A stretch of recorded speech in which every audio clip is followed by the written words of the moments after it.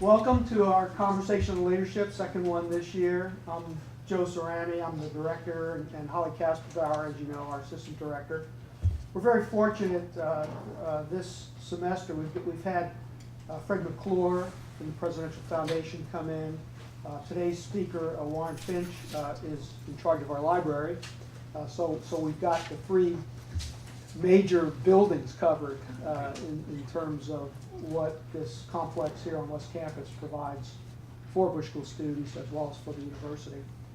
And then in November, Monday of Thanksgiving week, we've got Dr. Nancy Dickey, former head of the Health Science Center, first woman ever president of the American Medical Association, and her daughter, Liz Dickey, who runs Health for All, a nonprofit up in Bryan College Station. So if you get the word out on that, anybody interested in healthcare, research, medicine, nursing, any of those issues, those would be important events. Today, I'm very pleased to ask Warren Finch to be here with us, and also Rob McDyer. Rob is my graduate assistant for research, second year MPIA student from the great state of Pennsylvania.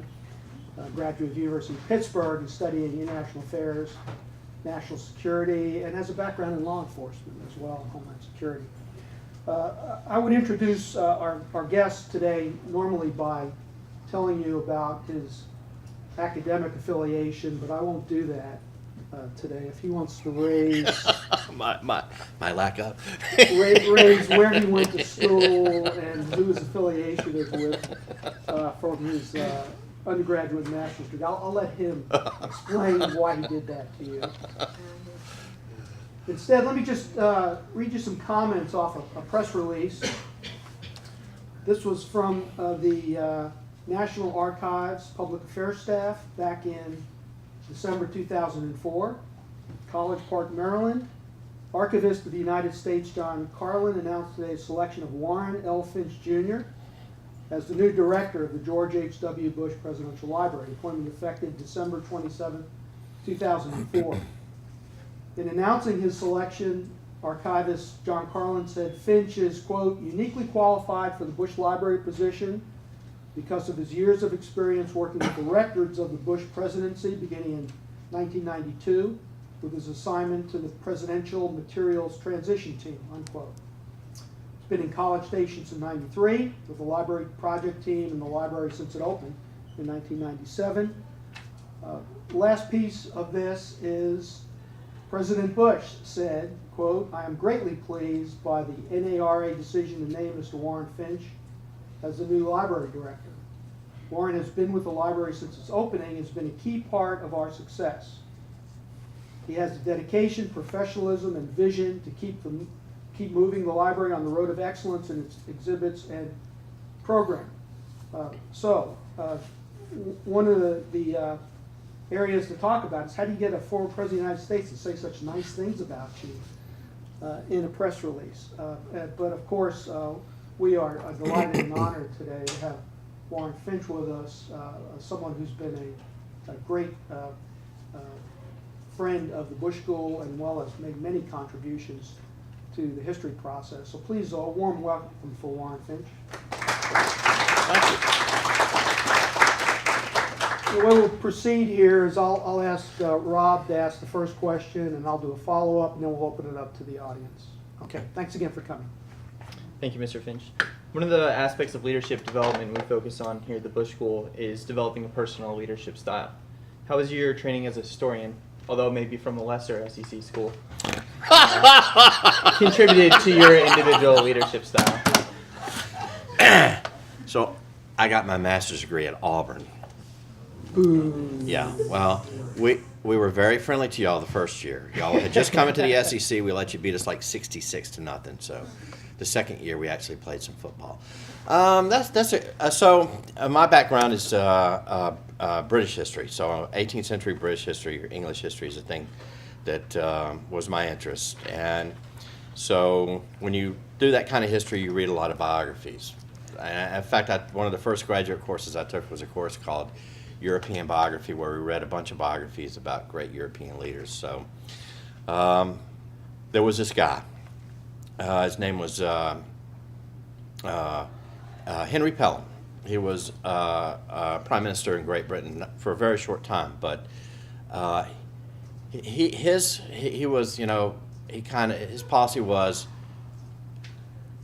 not to be grandiose, not to exactly tell people what to do, but let people's natural talents rise up, and not to judge people on the first blush, but give them a second chance.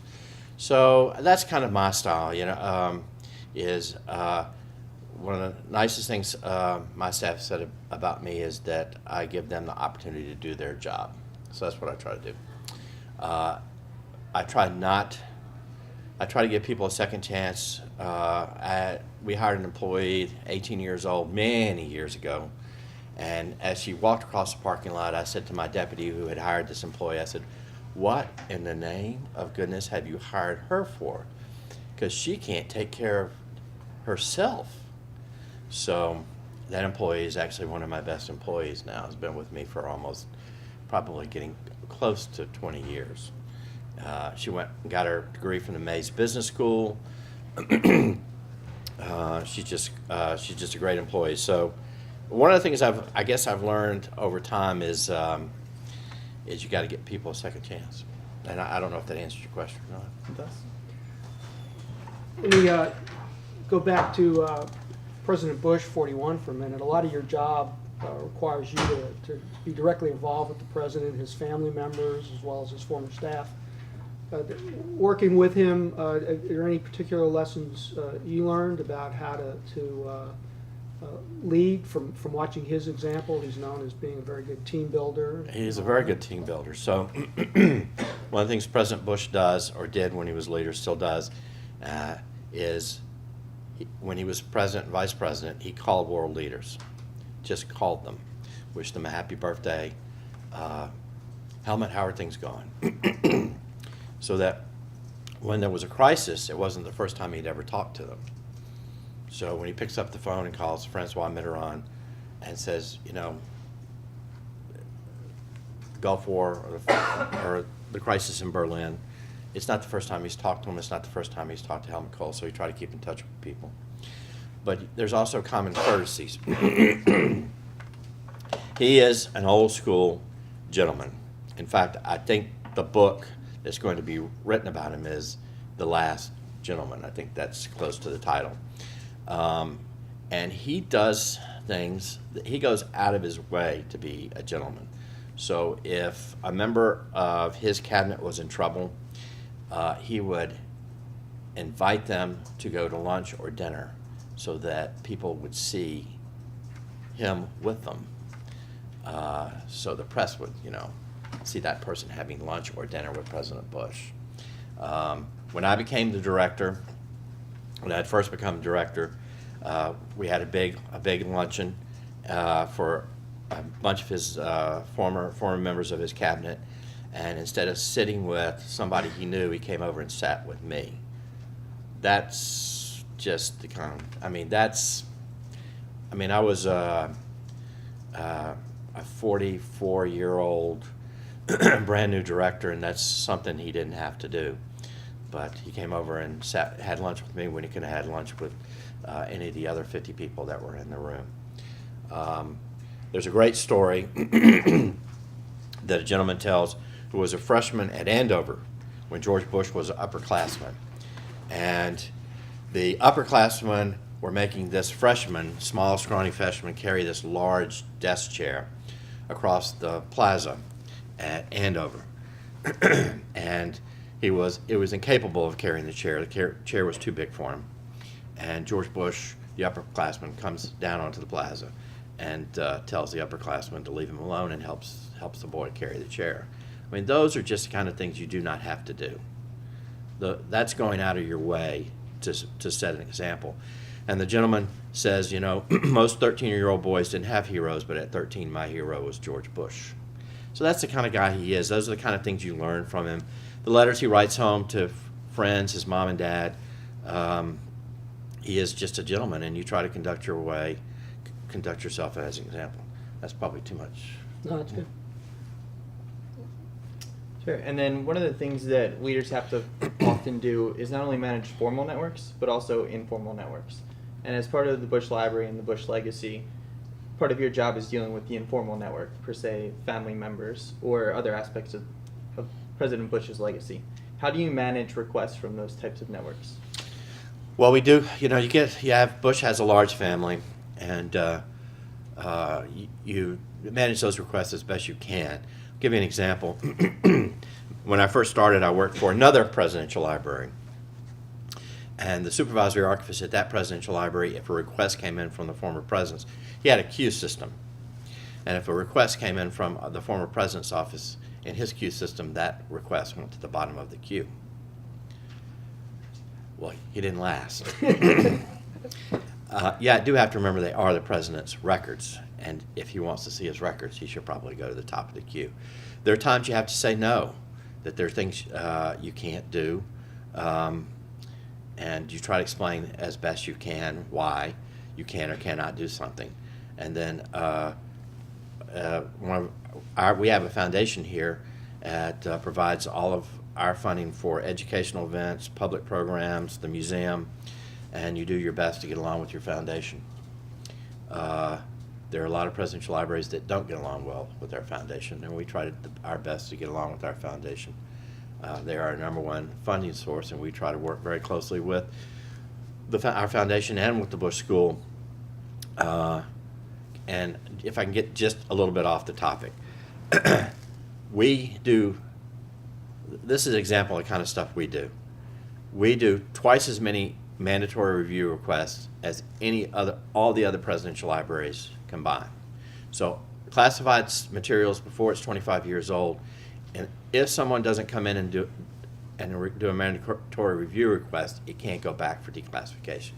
And the way we do that is several years ago we decided to work with the Bush School, and a professor sent students and systematically went through the entire collection and started mandatory reviewing. And we call it's referred to as a friendly FOIA. You can wait till somebody comes in and files a FOIA, or you can say, hey, we got these records.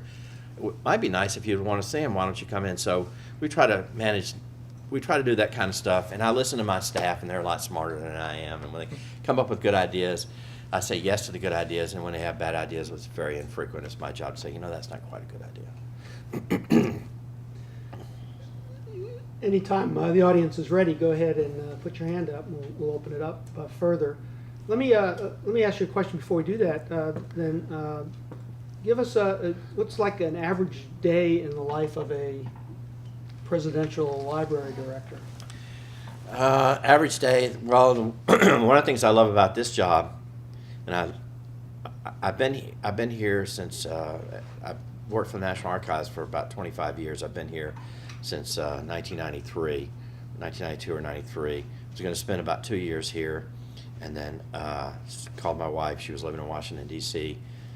We had just left the National Archives. We still work for the National Archives, but she had moved down. I said, this is a place we can live about 2 years, and we'll go back to work for the National Archives, and we've been here ever since. So I enjoy the job.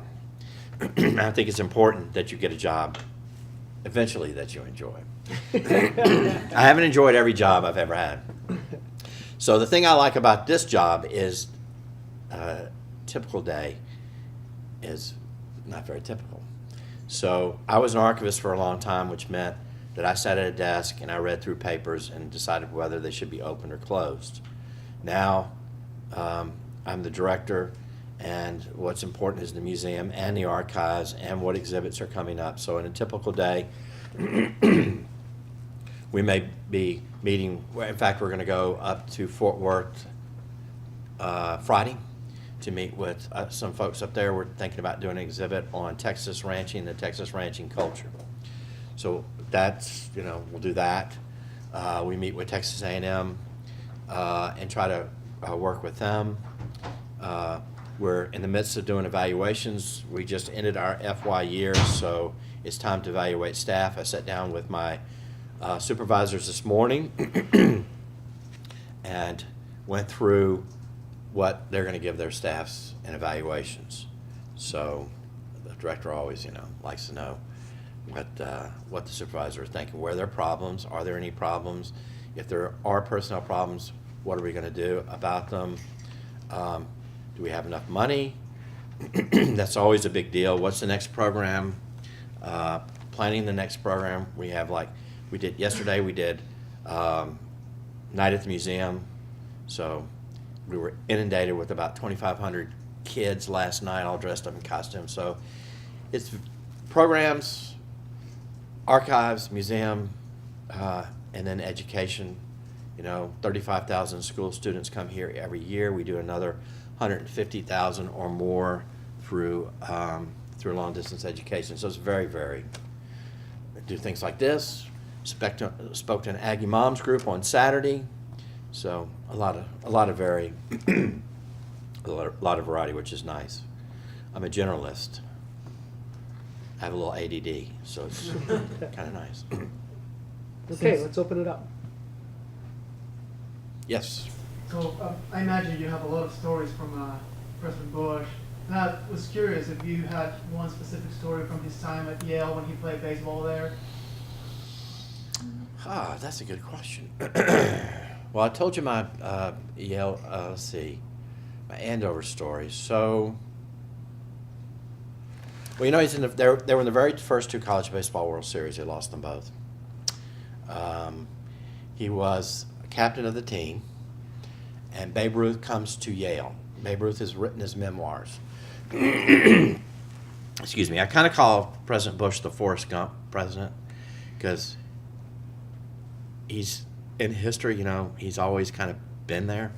So at Yale University, Babe Ruth, he's about 6 months before he dies. He has throat cancer, and he's written his memoirs, and he wants to donate a copy of the memoirs to Yale. And there's George Bush on the pitcher's mound accepting a copy from Babe Ruth. Since they were the very first two college baseball World Series, there's newsreel footage of him playing in the first two college baseball World Series. But before that, he's shot down in the Pacific. There just happens to be a sailor in the conning tower of the submarine that's rescuing him, and he just happens to have a motion picture camera. And thank you, I'm just getting over a little bit of a cold. And he films George Bush being pulled up out of the sea and walking across the deck of the submarine. I'm sure y'all have all seen that. 1964, George Bush decides he's going to run for the Senate, and he remembers that one of the guys they rescued was George Bush. And I think I got that film up in my attic. And he sends it to George Bush. And if memory serves me, I think George Bush tried to run that in a campaign commercial, and his mother told him he couldn't do that. But anyway, that I guess like most servicemen who came back from the war, he finished in 2.5 years, Phi Beta Kappa, in economics. And I don't know if y'all know the history of U.S. universities after World War II. I went to graduate school to Auburn, and yes, the veterans coming back from the war completely changed the culture at universities. At Auburn, and I think here at A&M also, the students were only supposed to come through one gate, and the freshmen were supposed to wear little beanies at Auburn. Well, that ended at World War II, because first of all, no one was going to tell them what gate they could enter. They were going to enter whatever damn gate they wanted to, and they weren't going to wear beanies. These were guys who had seen action. A couple of famous Auburn alums had been at Guadalcanal, and had seen terrible action. But anyway, so George Bush finished 2.5 years, and then was ready to get. And like most of the veterans that came home from World War II, they got married, began families, and were ready to get on with their life. When I've heard President Bush talk about his time there, he was all field, no bat. He wasn't a good hitter for some reason. Yeah, his batting average was his fielding average was .9995, which is major league quality. His batting average, which he has argued with us, was in maybe the 229, 223, 25. He was not a great batter. but he was a great first baseman. He's a natural lefty, although he plays golf as a right-hander. So he was a great first baseman. Tall, lanky, and skinny. The only other story I know is that he kept his baseball mitt in one of his drawers in Yeah. his desk. And I think if you go over to the library, don't they do that in the museum? We have the baseball glove he used at Yale in a display case. We have a fake in his Oval Office desk drawer because that's where he kept it. And we have campaign footage in the 60s of him out playing baseball with the kids. He was a coach for what was at the time called American Legion Baseball. There may still be American Legion Baseball around the country in some smaller towns. And he used to catch the ball behind his back, in between his legs, over his head. And the kids he coached all tried to emulate him, and they all were getting bruised up because they couldn't catch the ball behind their back or between their legs or over their head. He's a very, very, very athletic, very athletic. So was his mother and father. Yes? You mentioned that the library is one of the busiest. Can you explain more as to why? As far as research, we're one of the busiest. We're 25 years out from the administration. So I'm sure y'all all took history courses, right? Some, I hope, anyway. And hopefully your professors told you history doesn't really start until you're 25 years out from the event. At least that was the rule when I was a kid.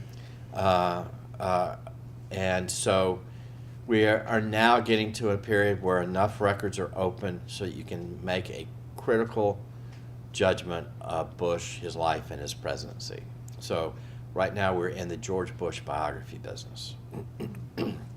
There's 2 or 3 or more, and then a lot of historical research going on in the Bush administration. The ADA is coming up on its 25th anniversary, the fall of the Berlin Wall. Everything's coming up on its 25th anniversary. And John Meacham is about ready to publish his biography? It was going to wait to President Bush. I think the original plan was not to publish until after President Bush had passed on, but I think he's decided now to publish before President Bush dies, which is great for me. Yes? Follow-up question. I know President Bush was involved in public service for a very long time before he was vice president. Does the library have all the documents of previous administrations? Well, we have a lot of his pre-presidential stuff, but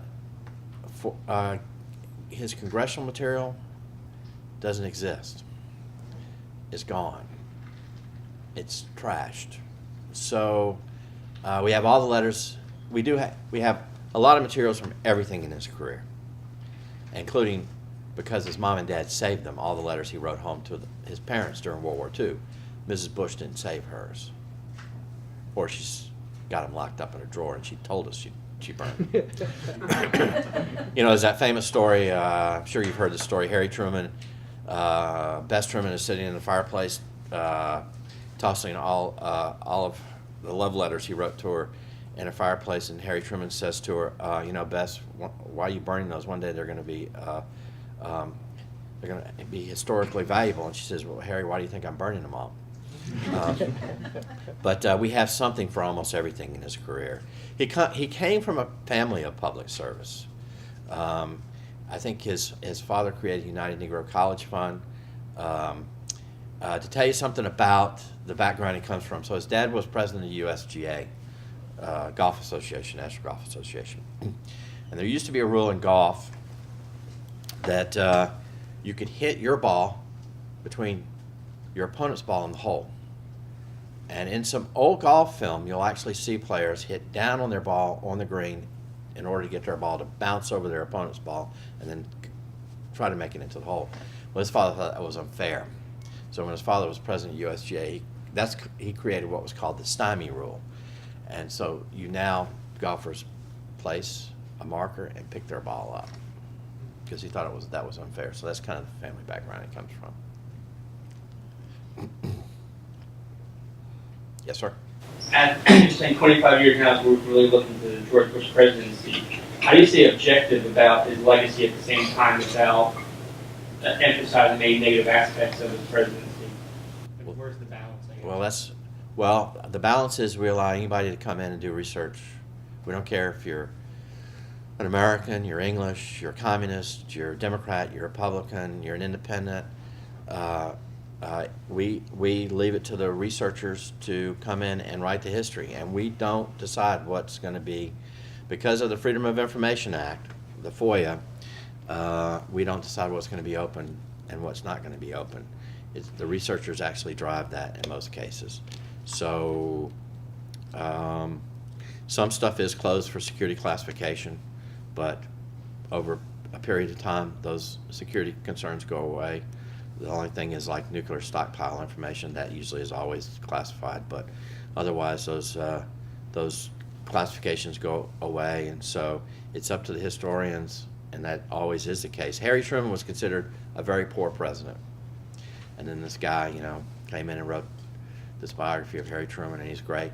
Eisenhower was considered not to be a very good president in most of my lifetime. Eisenhower was a guy that didn't seem to really do anything. And then historians have gone in and looked at the Eisenhower papers and noticed that he was much more engaged. Johnson was a failure. And then the Johnson Library has all these tape recordings of Johnson talking to people on the telephone, and it shows that Johnson was in fact an effective leader. So anyway, it's up to the historians.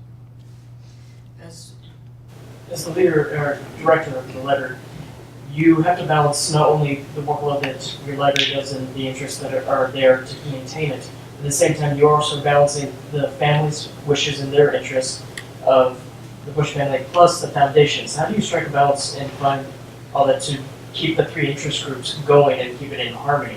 Well, we're lucky. We just did a new museum 7 years ago, and we did it without any objections from the family. So we're very lucky that way. The Nixon Library out in Yorba Linda, California, they've been in great battles with their foundation, and sometimes you have to put negative. I mean, you do your best. You do your best. We're also very lucky in that the foundation here has been very supportive of our work. That's not true at every presidential library, and I have friends who are directors who are constantly battling their foundation for resources and to tell the story the way it is. But you just have to do it. You have to do it the best you can, and you have to try to tell or present the story as it is. And I mean, I'm lucky because I don't have to. President Bush said, when I became director 10 years ago, President Bush, I got a call on the telephone, and the director who had been here had recommended me, unbeknownst to me, to be director. I was his deputy. And I get a call from President Bush's chief of staff saying, who do you think should be the next director of the Presidential Library? I've been deputy, I said, twice for two different directors. And I said, well, whoever you get, I can work with anybody. And she said, well, he's thinking about thinking about appointing you as director. So I fell on the floor, got up off the floor. She says, you just have to make the foundation guy think it's his idea. So that was fine, I could do that. And President Bush called me up on the phone, and he said, I want to just say one thing to you. If anybody ever asks you to do something political or you're uncomfortable with, you let me know. There you go. Pretty cool. Are there any bombshells sitting over there that you think will be uncovered by historians, or you I think- wish there were. There's a lot of good historical material still over there to be open. There's some great stuff over there that's already open. So President Bush, when he was vice president, Jim Baker said, you die, he'll fly. So President Bush he probably flew more than any other vice president had ever flown before. So he goes to 3, not 2, not 1, but 3 Soviet state funerals. And at one, he meets this guy named Gorbachev. And he writes back to President Reagan saying, I think this is a new type of Soviet leader, somebody that we can work with. So there's some great stuff over there like that. Leslie Stahl gave him unholy hell for sitting on his desk and seeming completely uninterested in the fall of the Berlin Wall. I've seen the video, and he looks bored. And she gave him a hard time because he looked bored. But we have the MemComs, the telephone conversations between George Bush and Helmut Kohl as the wall is coming down, and it's easy to see that he is engaged. And the reason he didn't want to gloat is because, you know, he was of an age who could remember that the Russians had come across the Hungarian border. You know, they still had an army and they could still cause problems. And the wall seemed to be, of course, the East Germans made incredible mistakes. The one guy that gets up and they ask him if the wall is open, and he says yes, and he's not supposed to say yes. And the next thing you know, thousands of people, and it's either the East Germans shoot him or they let him come across. So, but it was happening, and they were already coming. The Germans were already coming, you know, around through open borders anyway. So, but he was very much engaged. So the records like, I guess the point I'm trying to make is, they're great records like that, the MemComs between Helmut Kohl and George Bush as the wall is coming down, and you can kind of read it on a almost day-by-day basis of how the situation is going. Stuff like that. Gabby, did you have a question? Yeah, sorry, I'm all the way back. Sorry, I can't see you. So I was actually kind of curious if you could elaborate on maybe the biggest obstacle you encountered when you first came over to the library, and how you adapted with the way that you worked with other people in order to overcome that obstacle.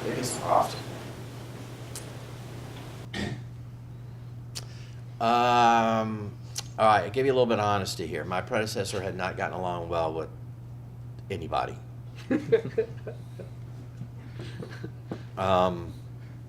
No, I'm sorry, not my predecessor. My predecessor had been here for 3 years. He was great. The guy before that. So I had become deputy, and I had had to kind of go around and reintroduce myself, say, yes, we can work with you. And we re-engaged the university, re-engaged the Bush School, re-engaged the foundation. That's so, and I think we have pretty, one of the things I'm proudest of is that our working relationships, our interests are not always the same. We have different interests, but we can argue friendly. Can you imagine getting in an argument with him? And we can have different opinions and still get along and still work together. One of the biggest obstacles is staffing. We don't have the staff to get the records open as fast as we would like to, and that doesn't change. There's a limited budget. For the National Archives is a fairly large agency. There's a limited budget, so you don't have the staff that you would like. So I'd like a staff twice as big as an archival staff, twice as big. An education staff, I got 2 people that work on education. The rest of them are all volunteers. So I can't get my job done without volunteers. I would have liked to have gotten the records open faster so that we could have more open. That's but that's what, you know, I'm sure the Bush School would like more professors. They'd like more room. Those are obstacles you just have to deal with and do the best you can. I wish the interstate was closer to us. That's an obstacle for us. Quite frankly, that's a big obstacle for us. When we first moved here, someone said, well, you know, we may be centrally isolated, but we're just as close to the satellites as anybody else. Well, that is true. But my colleagues at Bush 43 and at Clinton they got to exit off the interstate that goes into the parking lot. And people show up at that library just because they say, hey, there's the Clinton Library, and there's the exit. So, and visitation is important because visitation builds revenue, and that gives you money to spend. This is a very fast growing town. When I moved here, it was much smaller than it is now, but we still don't have the transportation infrastructure at a university that has, what, 50,000 students now? So, you know, there was this philosophy back when this university, you know, I come from Auburn's land grant, boo. This is a land grant university. Look at any land grant university, most of them are in the middle of nowhere. Why is that? Well, first of all, they're land grant universities, and secondly, there was a philosophy that you take kids out of the city and you put them in the middle of nowhere. So But that's changing. There's a big 4-lane highway coming up from Houston through Magnolia that'll, dead end into 105. But those are our challenges. 130,000 visitors a year. And then 300, my colleagues at Johnson, Bush 43, and Clinton probably get twice that many a year. And it's not because they're better presidential libraries, they're good, but our exhibit is, we did a survey several years ago, and our exhibit scored highest of any other presidential library. Of course, we have more people take the survey, but that's. Could you talk about your early career, like how it's evolved and how do you even I'm very lucky. fall into it? I did fall Like, into it. is it something you dreamed about when you were in school? No. I had a friend who dreamed about it. That's how. So, do y'all watch these TED Talk things? I think you either like them or you don't. Well, I saw one, and there's one where a lady who's a great speaker talks about how you should maintain connections with your friends, and it's sometimes the network that gets you the job, not. So, I got my undergraduate degree from a very small university, University of South Alabama. I think it's considered one of the top 10 universities in America. I'm kidding, of course. And then I went on to graduate school at Auburn, and my office mate there was a young lady who was getting her master's degree in archives. Then Auburn decided to kill the program. There were only one of about 3 or 4 universities in America that have archival degrees. And so, what do? So, they, kind of like they did when they ended the communications program here, you find courses that kind of fit the bill. So they decided, well, we'll send her to the Carr Library and have her do an internship. So she went to the Jimmy Carr Library and did an internship, and through that, she got a job at the National Archives. So she ended up getting the job she wanted. We had been office mates in college and graduate school, and we had a mutual friend who was also our office mate. She was getting married in North Carolina, so I went from my home in Mobile to North Carolina, and this friend of mine who was working at the National Archives came to the wedding also, and she said to me, we got a GS4 position, paid $13,000 a year. And in 1989, $13,000 was not a lot of money then either. She said, "Are you interested?" And I said, "Yeah." I flew from my home to Washington, D.C. for a face-to-face interview for a job that paid $13,000 a year. The person I was replacing, the staff was taking her out to lunch, and it turned into an all-day lunch. So it was me and the guy who was hiring me, and he was doing everybody else's job that day. So I sat around for 3 hours while he tried to interview me, and he never did. I had worked at a grocery store, and I knew how to operate a pallet jack. He said to me, at the end of the 3 hours, he said, "So, you know how to operate a pallet jack?" And I said, "Yes, I'd worked at the A&P, I know how to work a pallet jack." He said, "Would you like a beer?" I thought that was a trick question. So, yes, you don't get the job, or do you? If you ask, so I said, "Sure." So he gave me a job, and he offered me the job, and I had to go take a clerical exam for the United States, for people who were going into the Postal Service. And I went back and looked at my score because I thought I had only passed by .05, but I think I actually passed by 5 points. So I went to work for this guy, and he was great. He promoted everybody out of his office. It was against his best interest, but that's what he did. I was a GS3, went to a GS4, a GS5. There were jobs opening up at Reagan. They were looking for archivists. He said, you really want this guy. And so I got a GS7 archival position, so I got in the archival career track out at Reagan, spent about a year out there. The young lady who got me the job, I decided, boy, she was good, so I decided to marry her. She liked baseball. That's what we did on dates. We drove to Baltimore, Maryland, and we went to baseball games. And she would carry the baseball encyclopedia with her, and people would always, anyway, they get drunk, and a girl with a baseball encyclopedia, it just attracts a lot of creeps. Anyway. So I moved back to Washington, D.C., went to work for the Office of Presidential Libraries. I was given the Bush Vice Presidential Records. So anytime the White House needed a record, they called me and I brought it over. And Bush was doing great. They were looking for people to go to Bush 43 in 6 years. They asked me Bush 41, sorry. In 6 years, they asked me if I was interested, and I, along with maybe 10 other people, were very interested. And then June, the polls started going down, and I went over to the White House after the election, started packing the records, and then there were not so many people that wanted to go to College Station, Texas. And I took advantage of the opportunity and came down here as an archivist.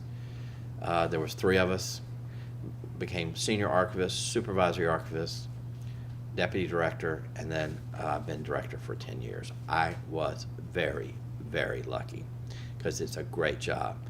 I've got 3 kids. This community is a great place to raise children, and this job has provided me with, I'm very grateful. This job's provided me with an opportunity to raise my kids and live in a community like College Station. The students here are remarkable, very smart. Got hit in the parking lot the other day. Kid called me up on the phone and told me he'd hit my car. Now that doesn't happen everywhere. So, and then, I do something, there's not a typical day. I'm always doing something different, and I'm a little ADD, so that works very well for me. And I have a great staff. I know people talk about government and how people don't work in the government. I don't know. Everywhere I've been, people work. But my staff is excellent. So that's how I got into it. So keep those connections. I was teaching school, going to the employment office, trying to find something that suited me, and it's not as easy to hire people as it used to be. You go for an interview, and if they liked you, you can't really, that doesn't really happen anymore. There's, because of people can file electronically, you get like 1,000 applications for a job now where you didn't used to. You used to have to fill it all out by hand. And so you really had to want the job if you wanted to fill out 10 pages of paperwork. Now everybody files electronically, so it's not as easy as it used to be. But maintain those contacts. Friends back home, parents, friends of your parents, friends of your parents' friends. I think that's probably the way more than half of people probably find their jobs through contacts. Let me go back to your relationship with the president again. We're all need a lot of luck to be successful, but you're clearly very good at what you do. Otherwise, he wouldn't have said those things he said about you back in '94. Wouldn't have kept you on the payroll this long. So you're dealing with somebody who's very powerful, very experienced. He is a great person, but he's not going to deal with someone who's not competent or doing the things that you're supposed to do. So you also get ahead by working hard, not maybe being the smartest person in the room, but maybe working harder than anybody else in the room. So I always worked, try to work hard, go the extra mile. Yeah. If something needed to be done. I'm 54 years old. I'm not young anymore, but in the old days, I was the guy, literally, because I knew how to move a pallet jack. When we first moved here, I was the guy that unloaded the trucks, because I had unloaded trucks at a grocery store. So I was, when they needed a truck unloaded. And I had a guy one time say to me, a floor needed to be swept up, and he said to me, "Well, that's below my pay grade." And I was like, "Ooh, I've never said that." I mean, I can't pick up the tubs of candy and move them around the museum really anymore because I eat too much candy. But you always have to. that's, I mean, I'm not the smartest guy. I hire smart people, but I'm not the smartest guy. And but work hard. I think people see that.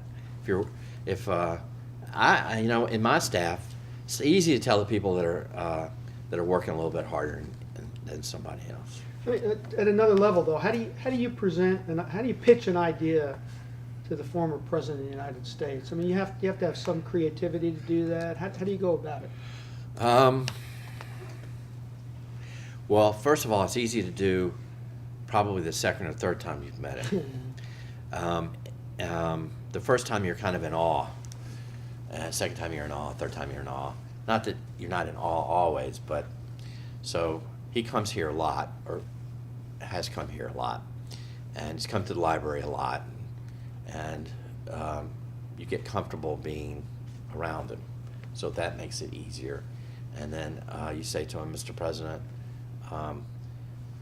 this museum's, what also helps is for him to go to the Clinton Library, and you say to him, Mr. President, this museum exhibit is 10 years old. I think it's time to do another one. And he said, you know, I just came from the Clinton Library, and theirs is really nice. So, but I don't know. You just you come up with a good idea, and you talk to the foundation or the president or his chief of staff, and usually, you know, we go through Gene Becker's chief of staff before we present something to the president. You say, you know, Gene, this is our idea. What do you think about it? And in most cases, she says, you know, that's a pretty good idea. Why don't we do it? So, and, you know, when you get comfortable working with people and that their staffs are good, and President Bush has an excellent staff, you get comfortable, and they've been there a long time, so you've known them for, you know, 10, 15 years. It's easy to kind of have a collegiate, is that the right word? Yeah, that's good. Yeah. We're colleagues. Thank you. What do you think today the greatest challenges facing young leaders and young developing professionals, such as students at the Bush School, are?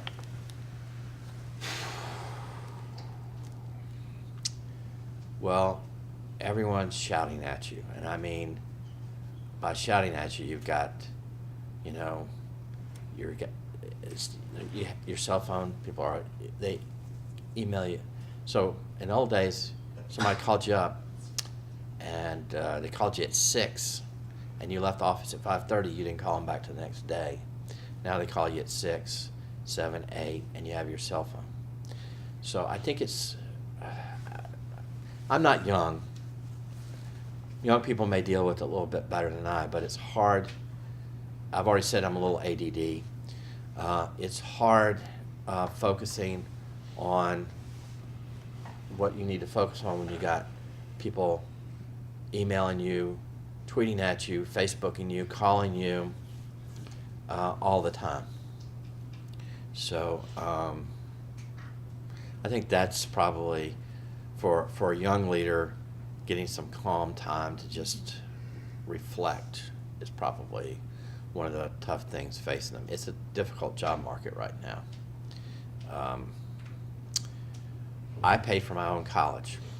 I don't imagine. I had a 20-hour part-time job, and that paid for my university. I went to Auburn, maybe not one of the best graduate schools in the entire world, but it was $330 a quarter. It went up to $360, and we all whined. So for young leaders, getting an education is not as easy as it used to be. I left, I had no student debt. I've got people working for me who are paying off student debt and will be paying student debt off for years. So, you know, whether you're going to get the kind of education you're going to get and what kind of leader you're going to be starts right there, I think. Can you afford to go to a graduate school? I think one of the nice things about the Bush School is they help you out. Could I ask a academic professor kind of question? Sure. Since we're here?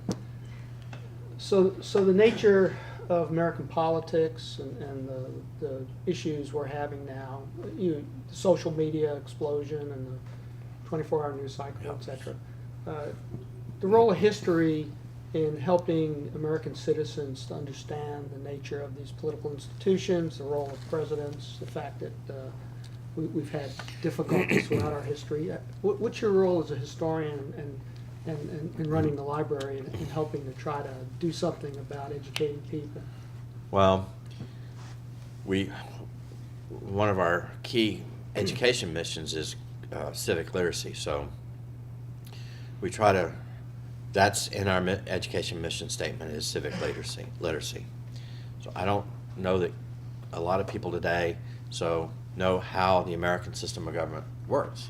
We basically borrowed this system from Great Britain.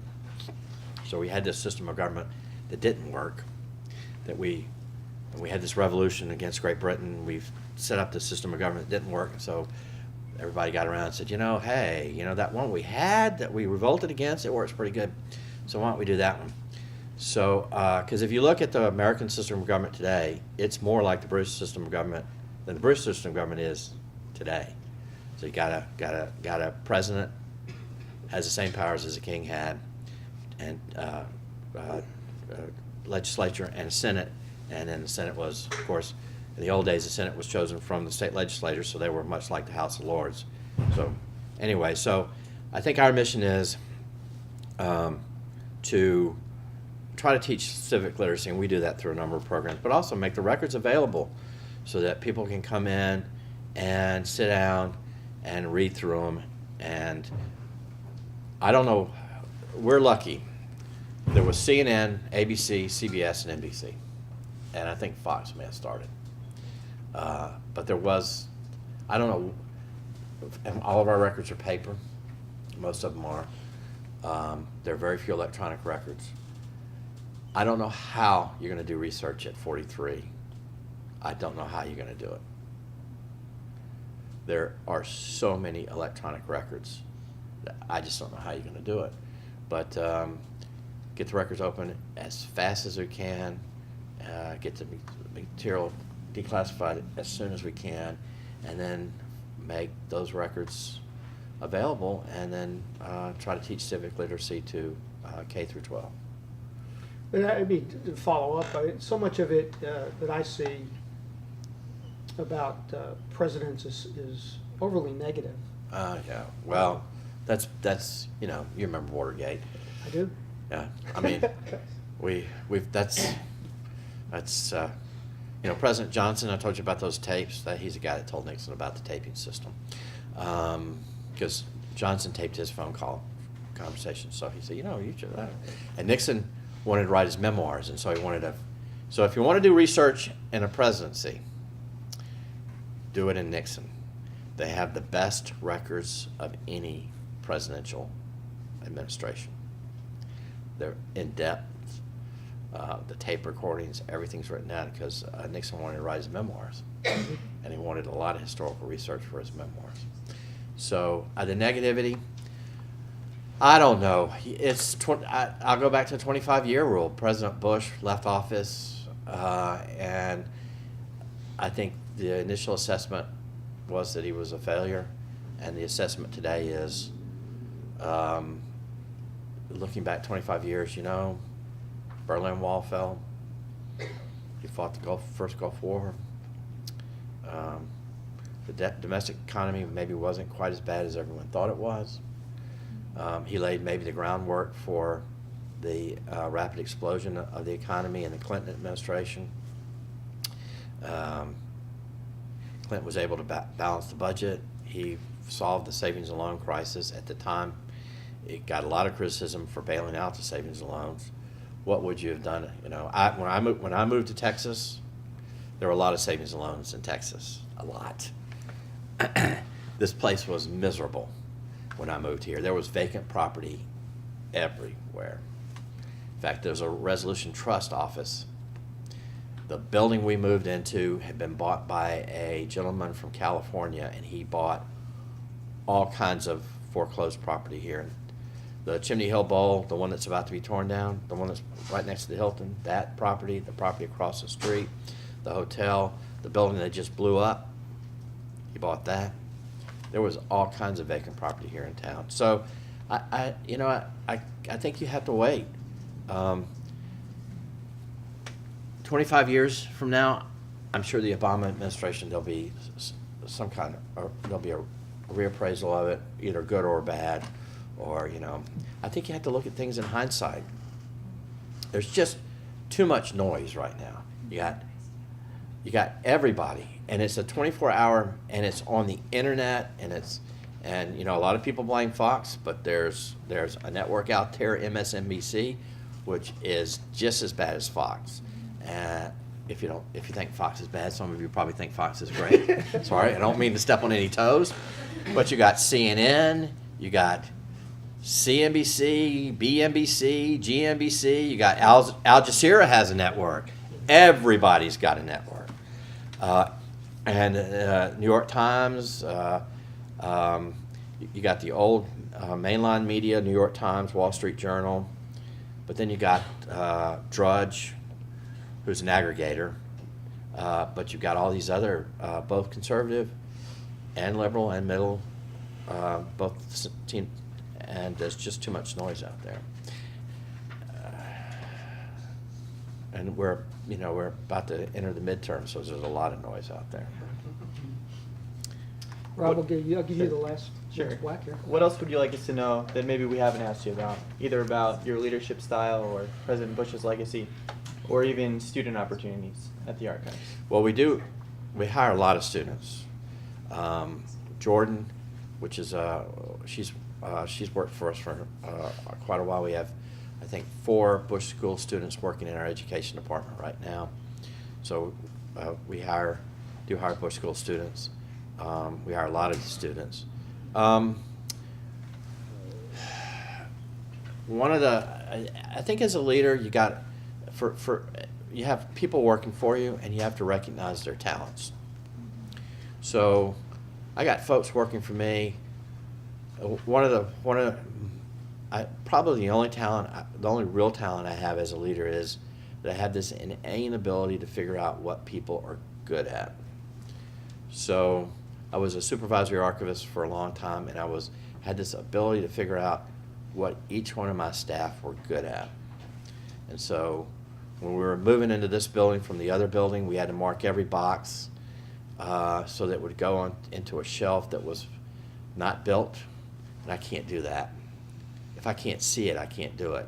So I had this guy, John Laster, who in his head could see where all the shelving was going to be on the floor and could mark every box on the old shelves so that when they were moved, they would go into a space on a shelf that hadn't been built yet. I can't do that, but he could.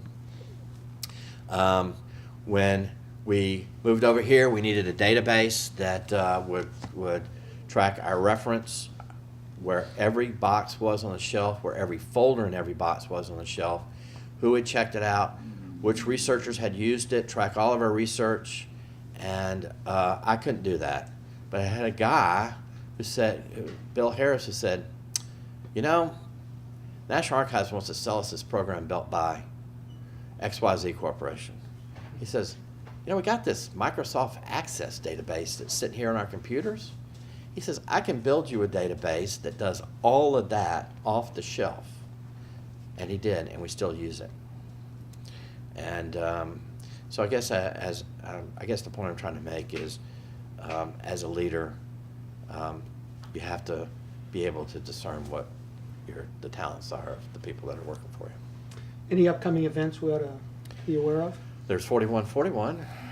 So the film, great film. Everybody knows that? Yeah, I think we just canceled it. Postponed or canceled? So there's not 4141. It just apparently just got canceled. That's too Oh, bad. never mind. We have a lot of events. Stuff's always going on. Check our website, bushlibrary.tmu.edu. We have a lot of stuff going on. So appreciate y'all's time. Thank you very much.